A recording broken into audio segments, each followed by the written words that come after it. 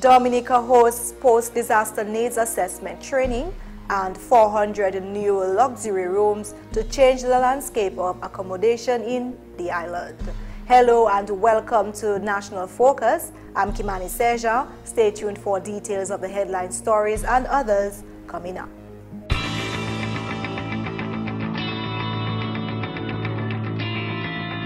Welcome back, and now for the details. Chief Executive Officer of Discover Dominica Authority and Director of Tourism Colin Piper says that the addition of 400 luxury rooms to the island's stock will change the landscape of accommodation in Dominica. Piper was addressing the Global Tourism Summit last Friday, held by the Ministry of Tourism and Culture. The summit is the third annual consultation on Dominica's tourism sector. And make no mistake about it, people, the landscape of accommodations in Dominica will be changed. We once were an island of smaller boutique properties. We certainly expect that each of these larger properties and resorts will continue to sell what is near and dear and makes Dominica unique. But however, with volume comes economies of scale, and we anticipate having some discussions with tour operators and the like, and travel agents, that those discussions will be different than previously had. These 400 rooms will be among a number of upcoming upscale hotels scheduled for opening as soon as 2019. Kempinski Kibritz Resort in Portsmouth, we're anticipating 160 rooms and expected opening in third quarter of 2019. The Amici Resort, which is part of the Marriott Autograph Collection, we're expecting 120 rooms and expected opening in late 2020. Jungle Bay Resorts, which will now be in Soufriere, will have a total of 60 villas and 120 rooms. And we're expected opening to have 30 villas and 60 rooms, I'll say March 1, 2019, which is when I understand the first guest will be coming in. And this is certainly good news for the tourism sector, particularly when small hotels and guest houses are still grappling with the after effects of Hurricane Maria. Piper provided an update on the status of hotel accommodations and access to official tourist sites on island. We are currently at 412 of our pre-Maria 962 rooms available, which is at 42%. 40 of the 72 properties are currently open. From a sites and attractions perspective, I think we're at 19 of 23 official sites.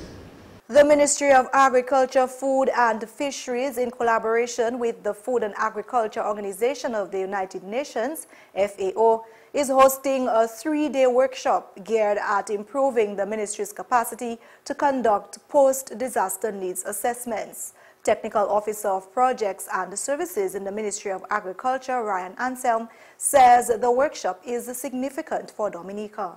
This training is very important in context of not only Maria that struck us last year, but Erica. Over the years, the Ministry of Agriculture, we've had challenges in terms of data collection and more so post-disaster. So this workshop is basically to strengthen the capacity of extension services of the Ministry of Agriculture. And not only agriculture, but we have major stakeholders such as DEXIA. We invited trade, statistics and ICT to be part of that post-disaster assessment. Following the near-total wipeout of the agriculture sector due to Hurricane Maria last year, the World Bank and FAO assisted Dominica to quantify the damages and losses to that sector. Ansem says data collection has been one of the main challenges of the Ministry of Agriculture. Access to data in quick time after a storm will help the ministry furnish donors and policymakers with the necessary information for making critical decisions. Basically, that it talks about your losses in crops and animals and how you calculate the losses and analyze that. So FAO has come on board with a number of consultants in assisting us in building capacity to conduct that assessment. And so we have a number of extension officers training to identify what is lost and what is damages, and what formula you can put to assess it and to come up with a report. And so the capacity that we are building is that extension officers, after a storm, the day after a storm, can bring all the baseline information together and calculate the damage and loss. And that is significant for us because it will give us that information so we can quickly give that information to our donors and to our policymakers for decision making. So we are very thankful for FAO's support. Other islands in the region, that is Antigua, St. Kitts and Nevis, and Jamaica, are also part of the training exercise. The Caribbean, we are faced with climate change, not only hurricane, but disasters, natural disasters such as droughts and flooding and temperature, high temperature, low temperature. And so we want to prepare and see how best we can solve our problems in agriculture. We talk about pests and diseases, we talk about rising seas, and so we have to build capacity in that area so we can assess our damage and how quickly we can build back and put some recovery and response. And we're all talking about resilience here. And so we cannot go moving forward, not building that capacity nationally. The 3-day workshop will run from June 19th to the 21st. And the ease of travel to Dominica has been one of the preoccupations of the Ministry of Tourism and Culture for some time. While many strides have been made in that regard, the effort to simplify travel to the island continues. Well, the latest development, last Friday, the Honorable Minister for Tourism and Culture, Robert Tong, announced the possibility of a direct flight between Dominica and Florida, beginning later this year. God's willing, this year, fingers crossed, we will have a direct flight from Florida to Dominica. Over the years, we have lobbied the government of Dominica. Well, the stakeholders have lobbied the government of Dominica. We have an air access committee whose role is to look and see how best we can improve in terms of access. And last year, when the government of Dominica increased the budget to $12 million, which is the highest we've ever had, this included funding to make these initiatives a reality. So I look forward to having this direct flight on your behalf, which will improve access, improve the ease of persons coming to Dominica to fill your rooms. I can assure you this is not an election gimmick, but it's an initiative that you have recommended, the air access committees have recommended, to ensure that we're creating that economic space to make things work for you. And finally, this news time, the Dominica Film Challenge, an on-island video competition, was launched this past Friday at the Goodwill Parish Hall. This year, the competition will feature only local talent. 6 select teams of 2 with videographers and storytellers who are among the best on the island will spend 3 weeks filming unique and compelling scenes of Dominica. Chief Executive Officer of Discover Dominica Authority, Colin Piper, says this year is an opportunity for local filmmakers to showcase their talent. This year, the plan is to use only Dominican-based film producers.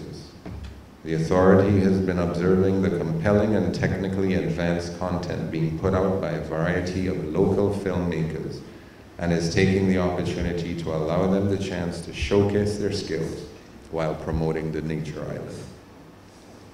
These local filmmakers are expected to use their intimate knowledge of the best experiences, adventures, views on the island to showcase the island in all of its glory. At the launch ceremony, the teams were each presented with a check of 4,000 EC dollars to facilitate their expense related to the production phase of the challenge. Each team will also receive support from past participants of the competition.